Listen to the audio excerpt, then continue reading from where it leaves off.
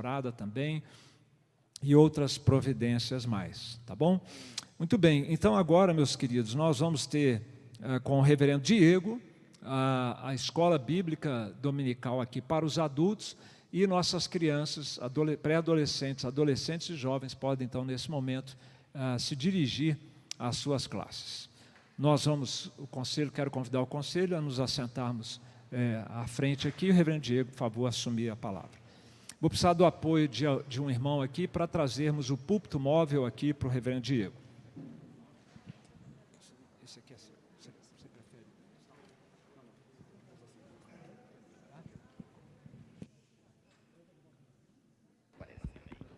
Esse é o Palarote.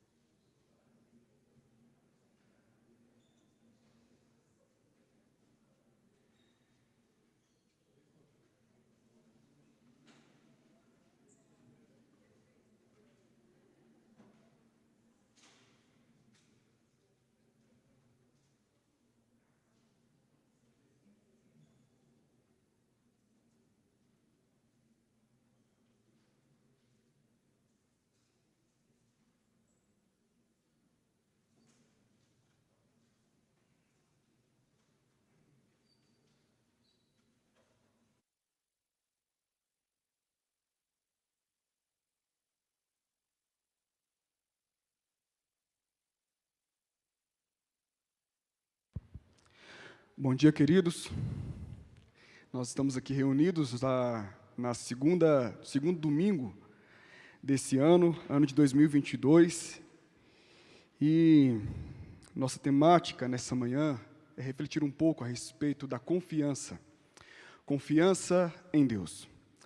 Creio ser um tema tão oportuno e pertinente para nós nesses dias, com tanta dificuldade, com tantos problemas, como o pastor Marco já anunciou, e nós estamos vendo por aí, ouvindo por aí, a variante Ômicron crescendo e tantas outras coisas no país acontecendo, né? Situações, catástrofes. Em tempos de crise, em tempos de dificuldade, nós precisamos cada vez mais nos lembrar a respeito da confiança em Deus. Eu lembro que na primeira semana de julho de 2020, estávamos durante o período pandêmico, e como alguns irmãos sabem, eu sou professor de ensino religioso no Colégio Mackenzie, e eu estava dando aula online para crianças de 7 a 8 anos. Eu lembro que eu comecei a aula fazendo uma pergunta. A pergunta para as crianças era a seguinte: o que é confiança? Aí cada criança começou a trazer sua definição do que é confiança. Definições precisas, algumas eu fiquei assim, espantado. Esse menino, onde você aprendeu isso? Outra definição que me chamou muito a minha atenção, e eu quero compartilhar com a igreja, foi um aluno que me disse assim: confiança, tio, é quando você convida alguém para a sua festa de aniversário, e quando chega o dia marcado, essa pessoa comparece à festa. E eu confesso para os irmãos que eu me dei por satisfeito por essa definição. E eu quero que os irmãos guardem essa definição até o final do nosso estudo. Talvez você queira uma explicação mais elaborada do que é confiança.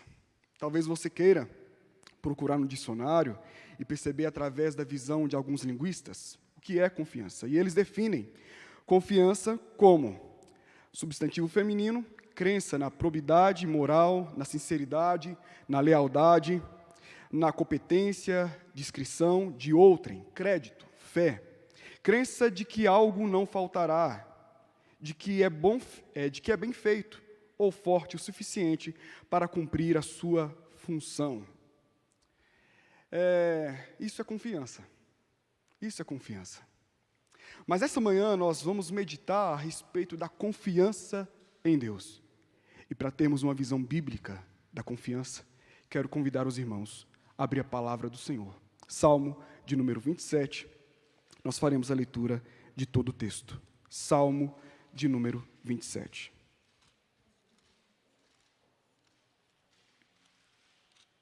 Faremos a leitura de forma responsiva. Eu leio os pares, eu leio os ímpares e os irmãos os pares. O Senhor é a minha luz e a minha salvação. De quem terei medo? O Senhor é a fortaleza da minha vida. A quem temerei?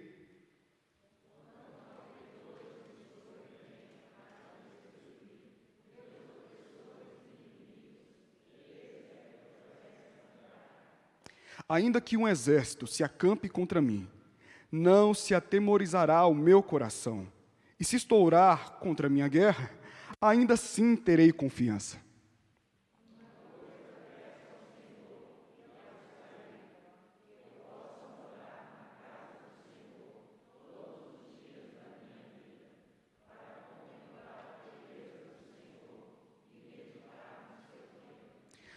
Pois no dia da adversidade, Ele me ocultará no seu pavilhão, no recôndito do seu tabernáculo, me acolherá, elevar-me-á sobre uma rocha.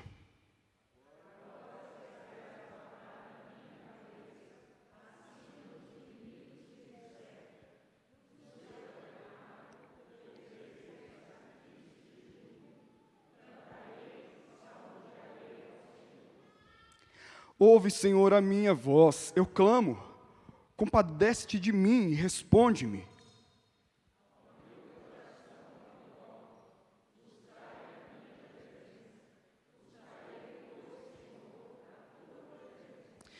Não me esconda, Senhor, a tua face. Não rejeites com ira o teu servo. Tu és o meu auxílio. Não me recuses, nem me desampares, ó Deus da minha salvação.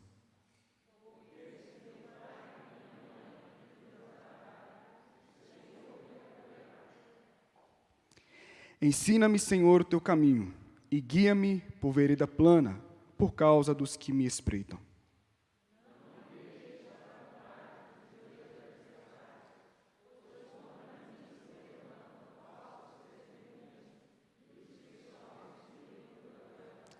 Eu creio que verei a bondade do Senhor na terra dos viventes.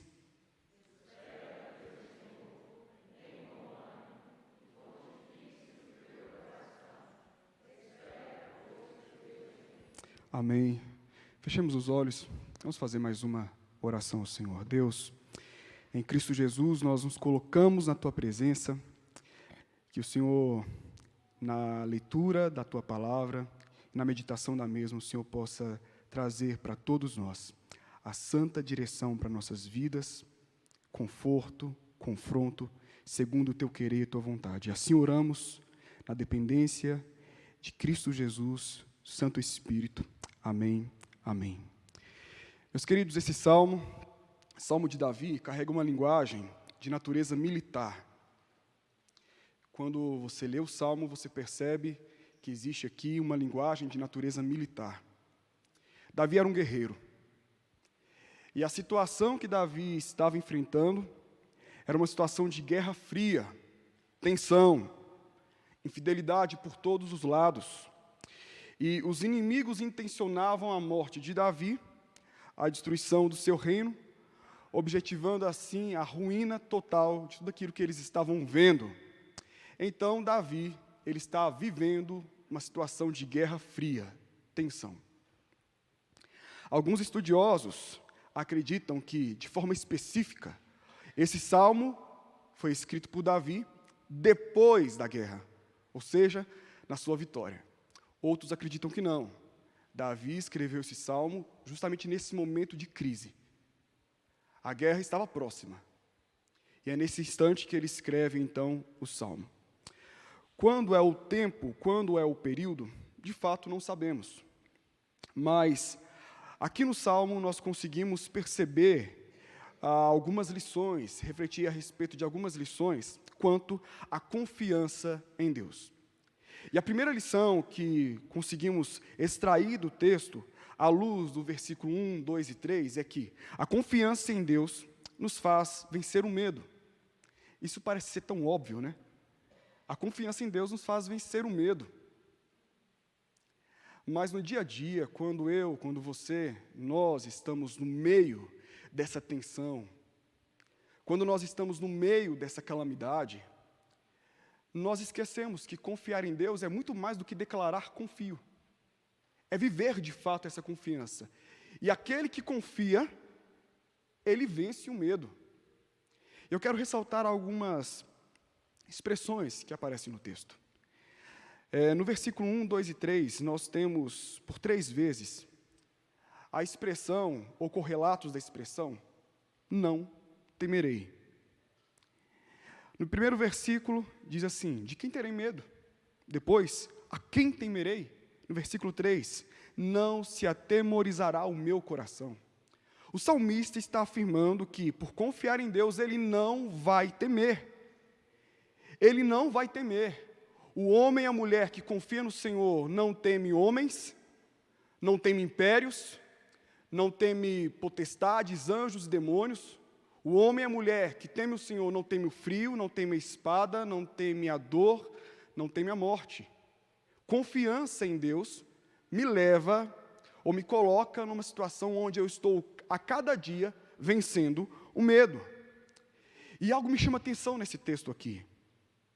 Porque eu vejo o salmista falando, né, afirmando para si mesmo e afirmando para todos nós que estamos lendo o texto. Não temerei, não temerei, não temerei. Mas, será que era sempre assim? Um homem totalmente confiante, não titubeava de um lado para o outro? Será que era sempre assim? E eu acho interessante que a maior batalha que enfrentamos não é essa batalha externa. E isso está no texto. A maior batalha que eu enfrento, que você enfrenta, não é a batalha externa. Não é quando as armas se levantam. Não é quando o inimigo se coloca em seu lugar. Não é quando uma pandemia estoura. A maior batalha não é essa externa, é a interna. É confrontar o próprio coração e dizer, confia no Senhor. É dizer para si mesmo, eu devo confiar no meu Deus. Eu devo confiar no meu Deus. E o salmista passou por isso. E João Calvino, comentando esse salmo, ele fala algo interessante sobre essa perspectiva. Ele diz o seguinte, pois é necessário que os santos energicamente lutem consigo mesmos para repelir e vencer as dúvidas que a carne com tanta propensão nutre. Ou seja, dia após dia, no meio do caos, no meio da circunstância adversa, a minha carne está nutrindo dúvida, aflição, depressão, essa angústia que muitas vezes toma conta, e a maior batalha, por mais que o mundo externo esteja um caos, a maior batalha a ser vencida começa aqui, é no coração e na mente, é dizer para si mesmo, confia no Senhor. Quando então nós lemos o Salmo 27, a impressão, numa leitura rápida, pode ser, uau, Davi era um homem diferenciado, porque confiava e pelo jeito nunca teve dúvidas, e pelo jeito nunca passou por alguma situação de duvidar. Não, mas a ideia que se tem é que Davi, quando repete 3 vezes, não temerei, não temerei, não temerei, como nós encontramos no texto, sabe o que ele está fazendo? Ele está reafirmando, ele está silenciando a voz do medo que vem ao coração. Ele está dizendo, eu vou confiar em Deus. Eu vou descansar em Deus. É necessário, então, essa reafirmação. E Calvino, ainda João Calvino, falando a respeito, né, desse reafirmar, desse relembrar, dizer ao próprio coração, ele fala que Davi usou o tríplice escudo da fé. Sabe qual é esse tríplice escudo da fé? É a afirmação ou é a certeza de saber que o Senhor é a minha luz, o Senhor é a minha salvação, o Senhor é a minha fortaleza. No dia do caos, no dia da tristeza, ele afirmava para si mesmo, o Senhor é a minha luz, o Senhor é a minha salvação, o Senhor é a minha fortaleza. Como um soldado, ou melhor, como um guerreiro, ele sabia que, estando no campo de batalha, estourando a guerra, ele precisava de luz. Muitas vezes o cenário de guerra era um cenário muito nebulado, muito difícil de visualização, de ver o inimigo, e ele sabia, eu preciso de luz. Para caminhar, para vencer, eu preciso de luz. Eu preciso entrar nessa batalha com a expectativa ou com a esperança de que serei salvo. O Senhor é a minha salvação. E eu preciso também me certificar que nós teremos como povo, um lugar para refugiar a nós, nossa família, daquilo que nós temos. Meus queridos, Davi, ele foi um homem que lutou contra os seus medos. Essa é uma batalha que nós enfrentamos todos os dias. Nós lutamos contra o medo que bate na porta do nosso coração e procura ser hospedado. Resta a mim e a você, hospedar ou não, esse grande inimigo. Mas para que eu não hospede esse inimigo em minha vida, a saber, o medo, sabe o que eu preciso fazer? Usar esse escudo, o escudo da fé. Ter a convicção e lembrar sempre, o Senhor é a minha luz, o Senhor é a minha salvação, o Senhor é a minha fortaleza. Olhe mais uma vez para o texto. Olha o que Davi afirma aí no versículo 3. Ainda que um exército se acampe contra mim, não se atemorizará o meu coração, e se estourar contra a minha guerra, ainda assim terei confiança. Ainda assim, mediante qualquer possibilidade ruim, ainda assim terei confiança. Eu quero rapidamente fazer aqui um comparativo entre a confiança e o otimismo. E quero afirmar para essa igreja, para você, o fiel, o crente, não precisa de uma perspectiva otimista. Não estou aqui dizendo que o otimismo é ruim. Estou dizendo que o fiel, para a sua vida, para a sua caminhada, não precisa de uma perspectiva otimista para dar o próximo passo. Porque a perspectiva otimista busca ver o melhor da vida. Isso é bom. Mas isso não pode dirigir. O otimista busca dirigir a sua vida tendo uma perspectiva, nossa, vai dar certo isso. E ele começa muitas vezes a forçar uma circunstância que pode não existir. Mas o fiel, aquele que confia no Senhor, tem uma perspectiva confiante da própria existência. Isto é, olhar para a vida como ela é, encarar a realidade. Nem sempre o amanhã me reservará algo que seja bom. Olha o que Davi está falando. Ainda que contra mim se levantem homens, um exército, ainda que a guerra se estoure contra mim, confiarei. Essa é uma perspectiva confiante, porque ele olha para a sua vida e diz, olha, eu vou caminhar, confiando em Deus, ainda que algo de ruim possa acontecer. E essa perspectiva confiante, que é bíblica, está espalhada pelas Escrituras Sagradas, algumas vezes, ela vem, precedida pelo termo ainda que. Ainda que. Encontramos, por exemplo, lá no Salmo 46, no versículo 2 e 3. Portanto, não temeremos, ainda que a terra se transtorne e os montes se abalem no seio dos mares, ainda que as águas tumultuem e espumejem na sua fúria, os montes se estremeçam. No Salmo 23, versículo 4, salmo tão conhecido, onde se diz, ainda que eu ande pelo vale da sombra da morte, não temerei mal nenhum, porque tu estás comigo, o teu bordão e o teu cajado me consolam. Nós temos Abacuque no capítulo 3, versículo 17 ao 18, também um salmo, nós encontramos ali, ainda que a figueira não floresça, nem haja fruto na vide, o produto da oliveira minta, e os campos não produzam mantimento, as ovelhas sejam arrebatadas do aprisco, e nos currais não haja gado. Todavia, eu me alegro no Senhor, exulto no Deus da minha salvação. ainda que. Como tem sido sua vida, querido? Qual é o norte, ou qual é a perspectiva que você adotou para tentar enxergar o depois? Nossa perspectiva deve ser uma perspectiva de confiança. E a confiança em Deus nos leva, todos os dias, a vencer o medo. Mesmo que amanhã nos falte o alimento, mesmo que amanhã nós andemos pelo vale da sombra da morte, mesmo que as águas tumultuem, mesmo, ainda que. Essa é a perspectiva da confiança. A confiança em Deus, repito, a confiança em Deus nos faz vencer o medo. Enquanto eu estiver falando, se algum irmão quiser comentar, participar, trazer alguma consideração, fique à vontade. Eu vou falando assim, mas a igreja, os irmãos podem ficar à vontade para compartilhar alguma coisa. A segunda lição que eu aprendo aqui no texto, aí, com base nos versículos 4, 5 e 6. 4, 5 e 6. Que a confiança em Deus nos impulsiona a uma ação. Repito, a confiança em Deus nos impulsiona a uma ação.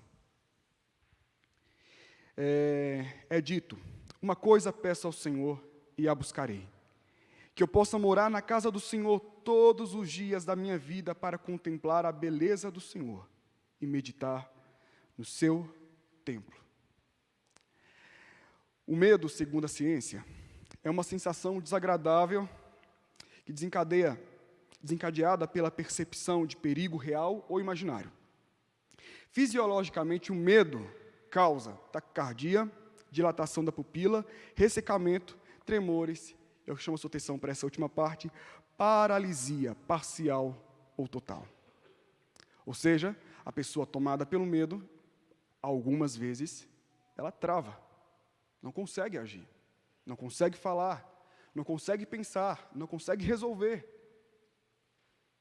Muitas vezes, nós, tomados, então, por um medo, estamos ali inertes, sem ação. Mas o que percebemos é que o confiante, aquele que consegue vencer o medo, ele é impulsionado a uma ação. Olha o que o salmista fala, no versículo 4, uma coisa peço ao Senhor e a buscarei, ação. O homem que está em movimento, o homem que está agindo, fazendo algo, e esse algo que ele faz é buscar a presença do Senhor. Aqui eu destaco que a maior das ações, a maior delas que um crente, que um confiante pode fazer, ou pode enveredar por ela, é a oração. Sim, a oração é ação, a oração é movimento, a oração é esse fazer, a oração é o movimento. E ele diz, uma coisa peço ao Senhor e a buscarei. Então a confiança no Senhor leva à prática da petição, leva à prática da oração. E eu quero rapidamente trazer para os irmãos aqui algumas observações a respeito de dois erros possíveis que nós podemos cometer quando pensamos a respeito dessa petição, dessa oração. Dizer que confia e reduzir a sua confiança em uma petição pode ser configurado muitas vezes em um erro. Vou repetir. Dizer que confia e reduzir a sua confiança em uma petição pode ser muitas vezes configurado num erro. Como assim, pastor? Aquele que confia, age. Aquele que confia, faz. Eu oro, sim. Eu clamo a Deus, sim. Mas eu preciso agir. Eu preciso atuar. Então, muitas vezes, quando eu coloco em meu coração essa pseudo convicção ou certeza que basta apenas pedir, não, peraí, mas cadê minha responsabilidade aqui? Eu preciso pedir sim, clamar aos céus, pedir ao Senhor, mas eu preciso agir. O outro erro é dizer que confia e reduzir a minha confiança a uma busca. Ou seja, eu confio em Deus, logo eu vou agir. Mas eu não parei para clamar, eu não parei para orar, eu não parei para pedir direção a Deus. Isso é pecado. Quando eu digo que confio em Deus e vou logo agindo, sem antes orar, sem antes procurar saber qual é a vontade de Deus, eu estou sendo presunçoso, prepotente. Muito obrigado, querido. Estou sendo presunçoso, prepotente.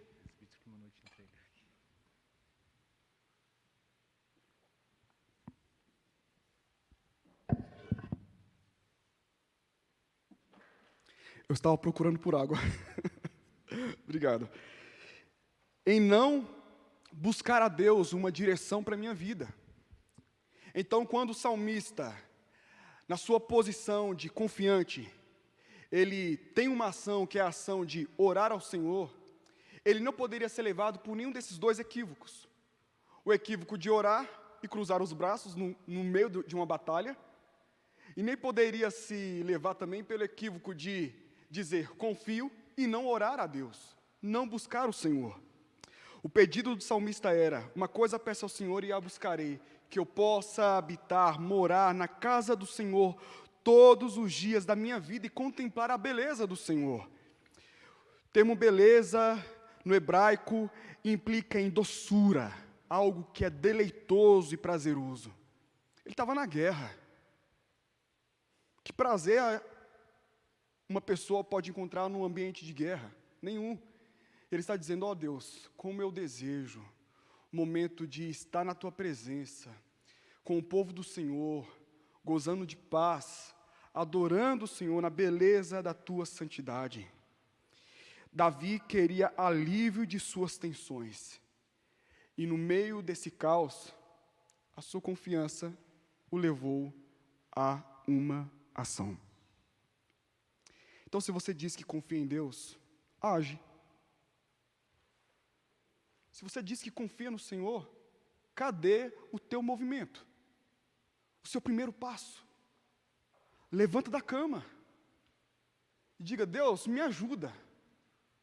Mas o confiante, ele não vai se deixar ficar paralisado, inerte.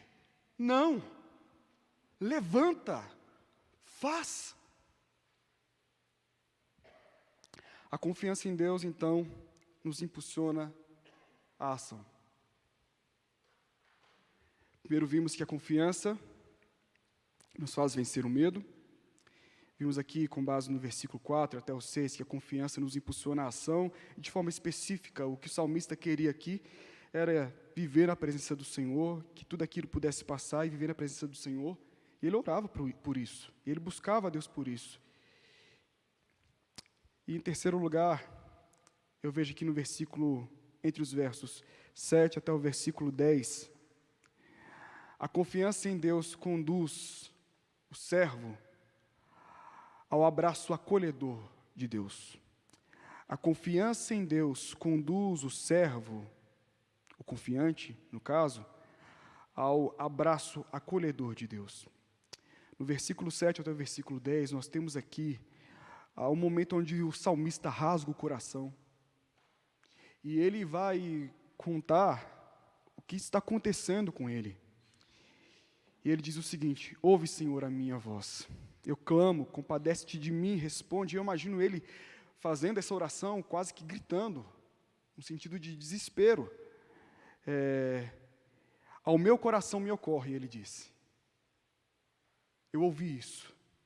Buscai minha presença.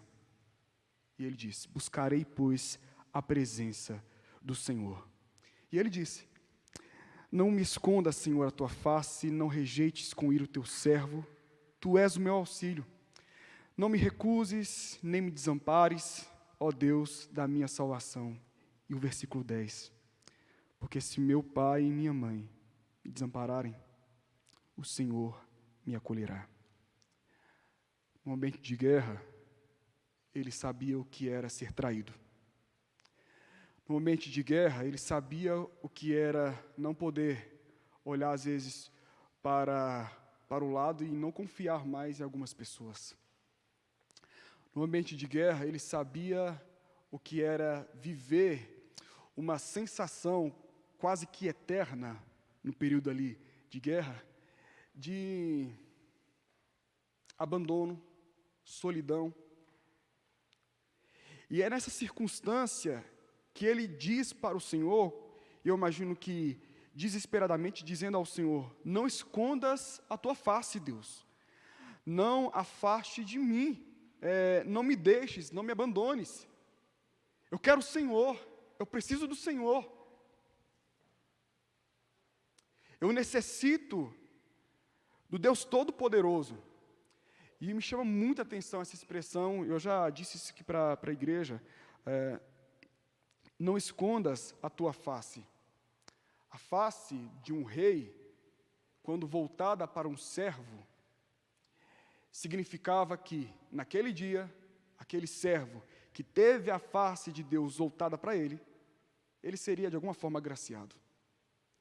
E Davi, um rei, guerreiro, rei, ele sabia o que significava então essa face virada, essa face voltada. Ele está dizendo: ó Rei dos céus, Senhor Todo-Poderoso, eu quero que tua face seja voltada para mim, nesse cenário de guerra.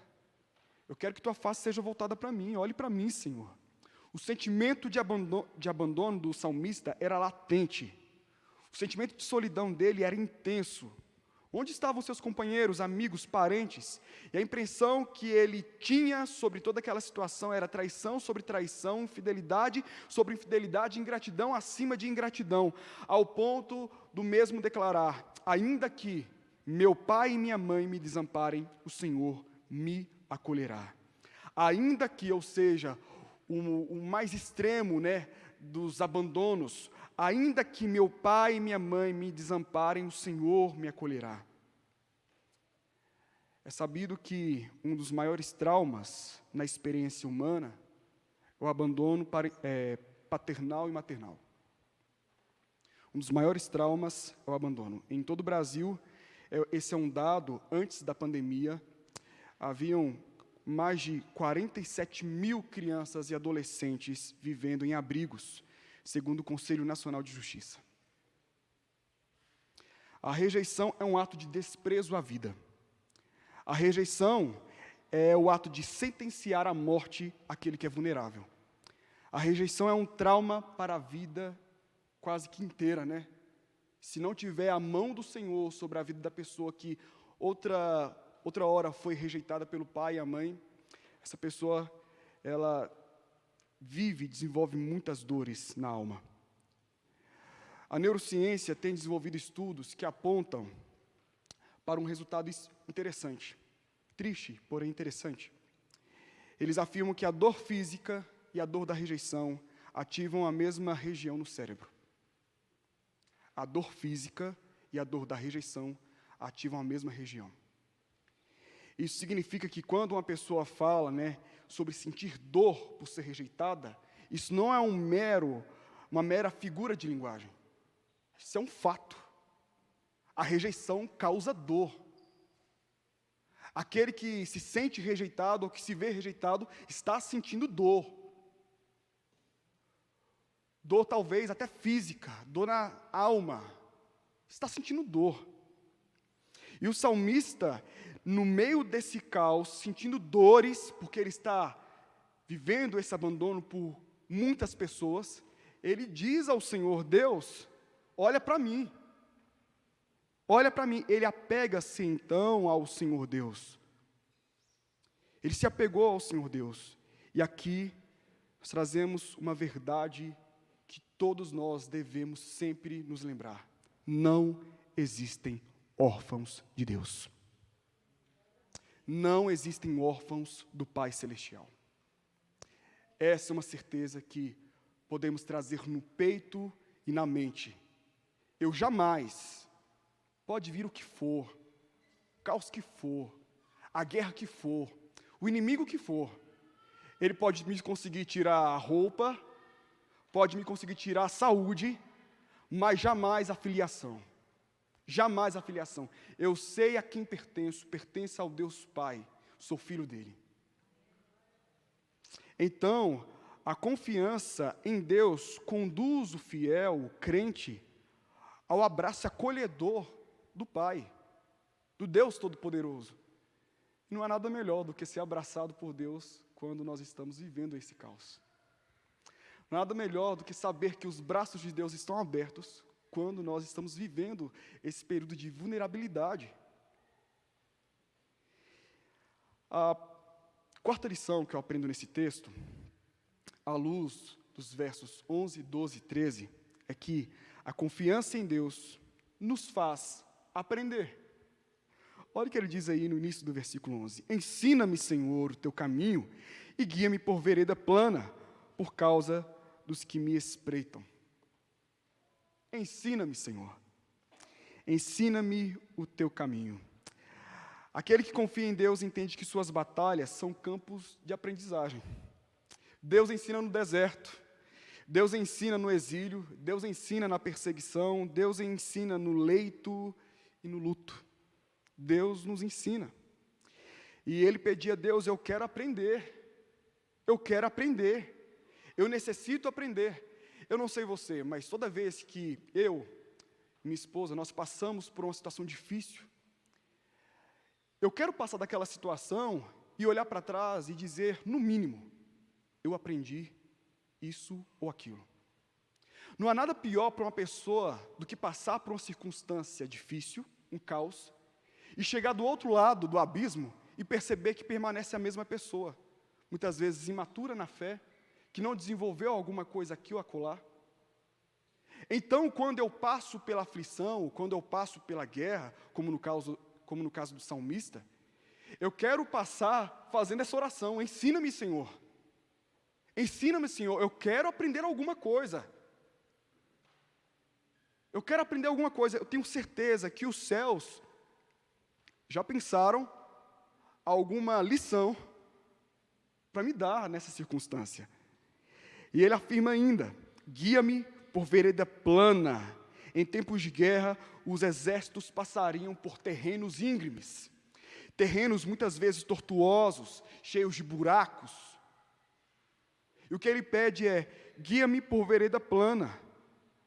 Aqui, ele não estava pedindo a Deus para que geograficamente ele passasse por caminhos planos, mas é para que a sua caminhada de fé, em meio àquele caos, fosse por uma vereda plana, um caminho de justiça. Ou seja, no meio do caos, eu não quero me vender à circunstância. No meio da circunstância adversa, eu não quero vender a minha fé, os meus valores, as minhas crenças. Não quero, Senhor. Eu quero permanecer íntegro.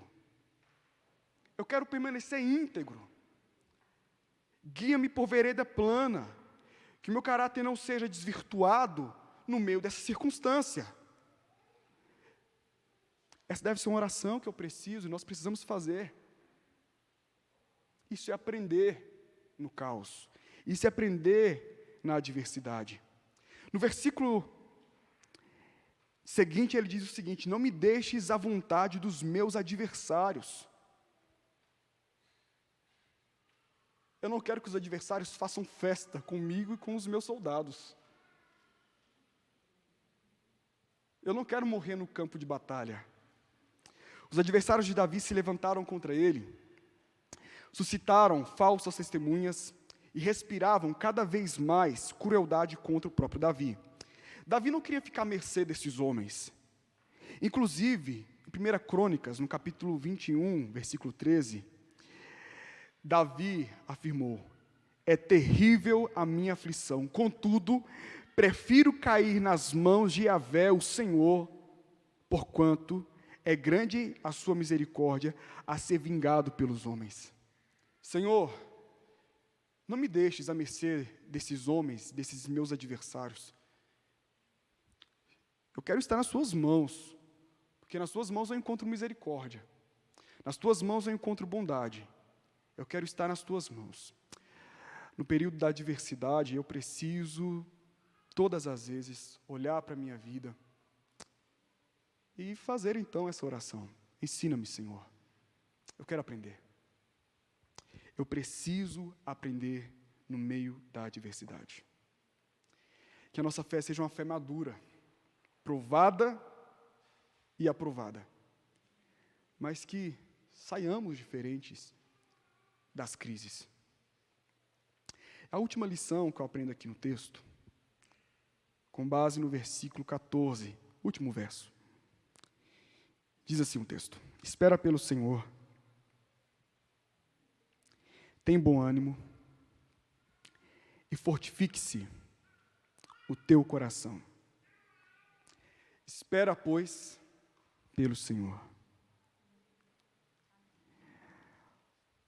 Sabe o que eu acho interessante nesse texto?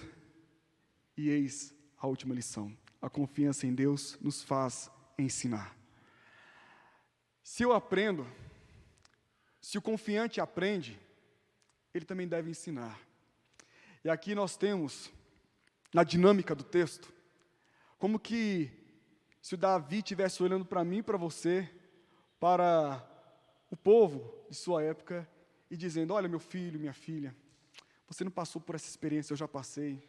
Eu quero te ensinar algumas lições. Quero testemunhar, quero te ensinar algumas preciosas lições. E ele diz aí 3 lições: espera pelo Senhor, tenha bom ânimo e fortifique-se o teu coração. Na dor nós aprendemos e também conseguimos ensinar. Se nós somos afligidos e recebemos o consolo de Deus, como o próprio Paulo nos ensina, esse consolo deve ser repassado, deve ser ensinado, deve ser estimulado na vida dos irmãos. Se eu, no tempo de guerra, aprendi a esperar pelo Senhor, devo ensinar isso. Se eu, no tempo de guerra, aprendi a ter bom ânimo, devo ensinar isso. Se eu, no tempo de guerra, aprendi a fortificar meu coração, devo ensinar isso. Eu quero agora, rapidamente, ver cada um desses pontos. Espera, pois, pelo Senhor. Esperar é agir pacientemente. Quando passamos pela dor, desejamos rapidamente estancá-la. Nós queremos e buscamos meios de amenizar a dor, o sofrimento. E neste afã nós podemos piorar a situação. E não é fácil, mas devemos manter essa espera paciente por uma intervenção divina. Espera pelo Senhor. Eu não espero a dor passar. Veja o que você me está falando. Eu não espero a dor passar. Eu não espero o caos acabar. Eu espero pelo Senhor aquilo que Ele tem para mim,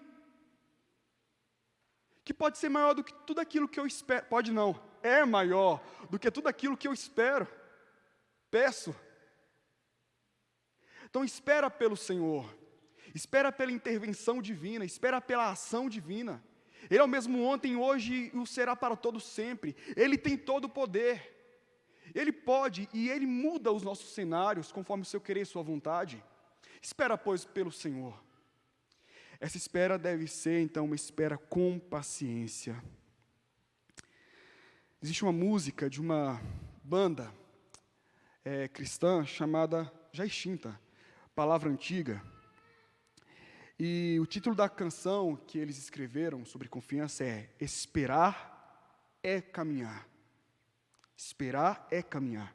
E no finalzinho, na última estrofe da música, eles afirmam, abre aspas, mesmo sem saber como tu dirás, mesmo sem saber como tu dirás, dentro de mim reinará a tua paz, que me faz saber que esperar em ti é sempre caminhar. Eu oro, mas eu não sei qual é a resposta de Deus. Eu confio que aquilo que Ele tem é o melhor. Mas eu espero pelos céus. Espero pacientemente. A segunda lição que Ele transmite a todos nós é: tenha bom ânimo. A palavra ânimo tem origem no termo latino, ânimos, trata-se da alma, princípio da vida. Mas a ideia aqui é que quando uma pessoa fica sem ânimo, ela fica debilitada, ela está em um processo de perder a essência da vida, ou seja, a virtuosidade, o ímpeto, a alegria. E Davi está dizendo, olha, no meio dessa crise, eu animei o meu próprio coração, ou seja, um coração que estava muitas vezes num processo de desânimo, fraqueza, querendo cair, eu animei o meu coração. Como? Lembrando de Deus, das palavras de Deus. Isso me faz refletir ali naquilo que Deus disse para Josué no capítulo 1, versículo 9 do livro que carrega o seu nome. Não te mandei eu? Esforça-te e tem bom ânimo, porque o Senhor teu Deus é contigo por onde quer que andares. Tem de bom ânimo no meio do caos, da aflição, ou diante das adversidades. Lembro também de Abacuque capítulo 3, versículo 19, onde se diz, o Senhor Deus é a minha fortaleza, e faz os meus pés como os da corça, e me faz andar altaneiramente, isto é, renovar o coração na certeza, na fé de que Deus é a fortaleza, e Ele nos faz andar de forma cabeça erguida diante do caos. E a terceira lição que nós percebemos aqui no texto é: fortifique-se o teu coração. Há muitos homens e muitas mulheres fisicamente saudáveis, capacitados, armados, porém caídos. A causa é o coração enfraquecido. Biblicamente, nós percebemos aqui o coração como centro, daquilo que é o ser humano. Se não protegermos, então, o nosso coração, cometeremos um atentado suicida à nossa própria vida. É necessário proteger o coração. A Escritura afirma, sobre tudo o que se deve guardar, guarda o coração, porque dele procedem as fontes da vida. O coração é fortalecido pela palavra de Deus. A palavra possui todas as propriedades necessárias para fortalecer um coração aflito, cansado, em um estado de caimento. A palavra pode fortalecer e ela fortalece o nosso coração. E sabe aquela sugestão do maligno de, no tempo da aflição, não, para que ele orar ou para que ler a Bíblia? Não escute isso. Ore, lê a palavra, medite nela dia e noite. Olhe para o Senhor da palavra. Nós precisamos ler as Escrituras. Tempos de pandemia, mais ainda, é tempo do povo de Deus dobrar os joelhos e orar, e ler a Escritura Sagrada.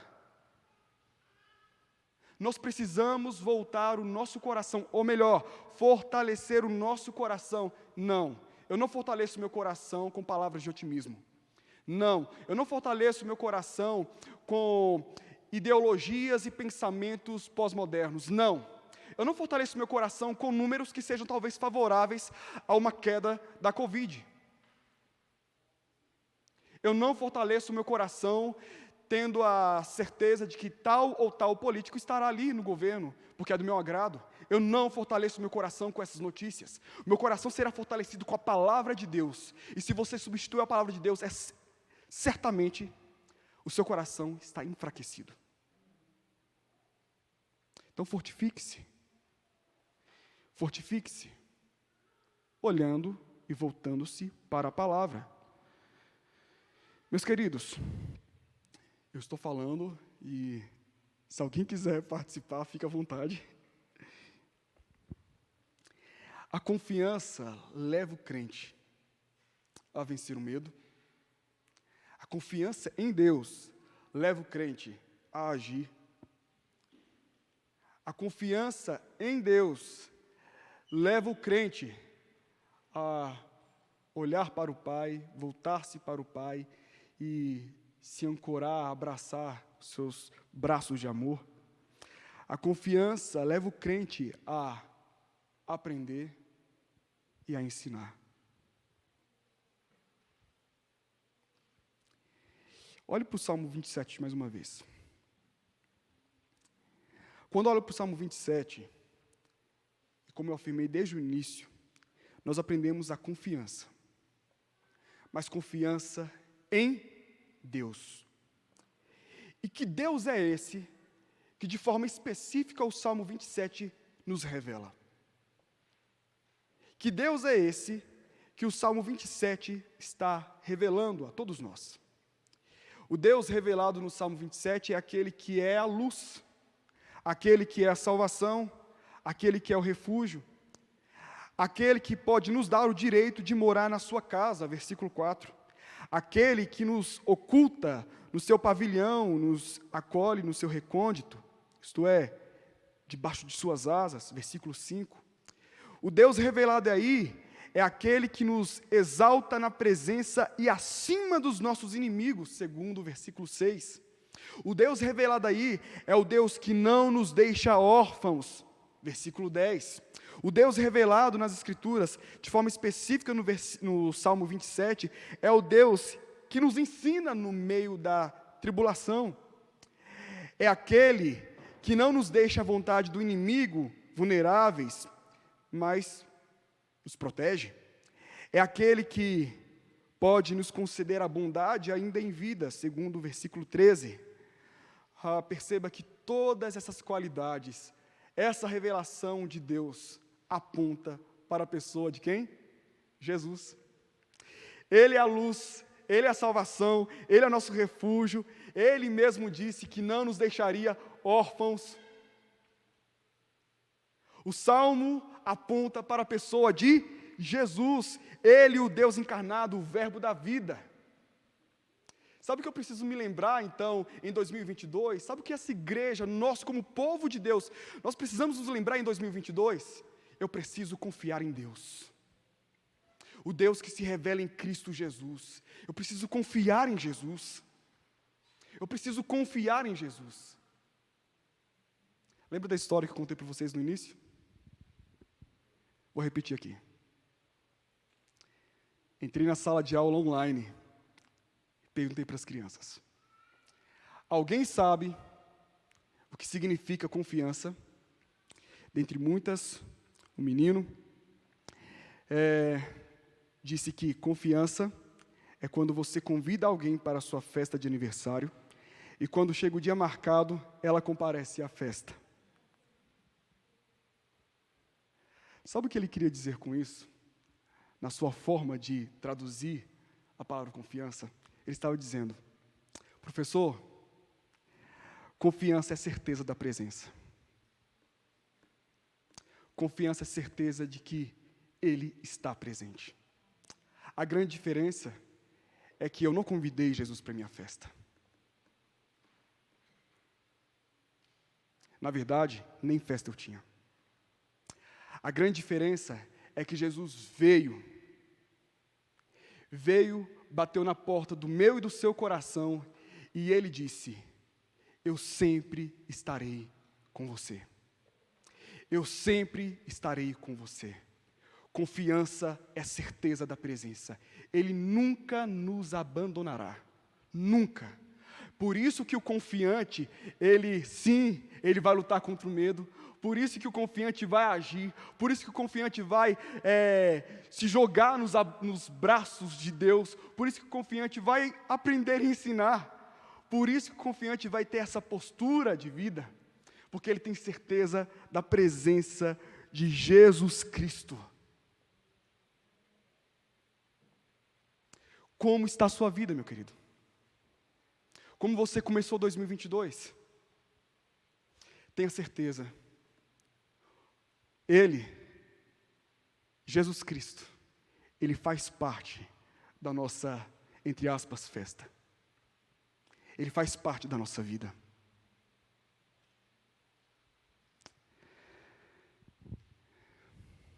A confiança em Deus nos move, nos coloca em movimento, nos coloca na presença do Pai.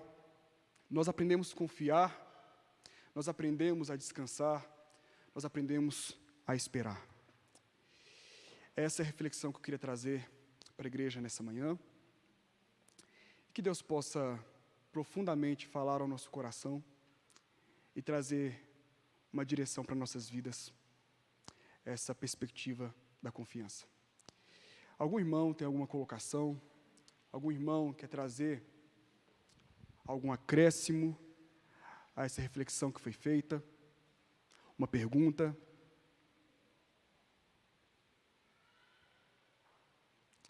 Não? Então, eu vou entender que todos nós estamos pacíficos quanto ao conteúdo. Vamos orar então, meus queridos? Vamos orar, colocar nossas vidas diante do Deus eterno. Amado Deus, amado Senhor, refletimos à luz da Tua palavra a respeito da confiança em Ti.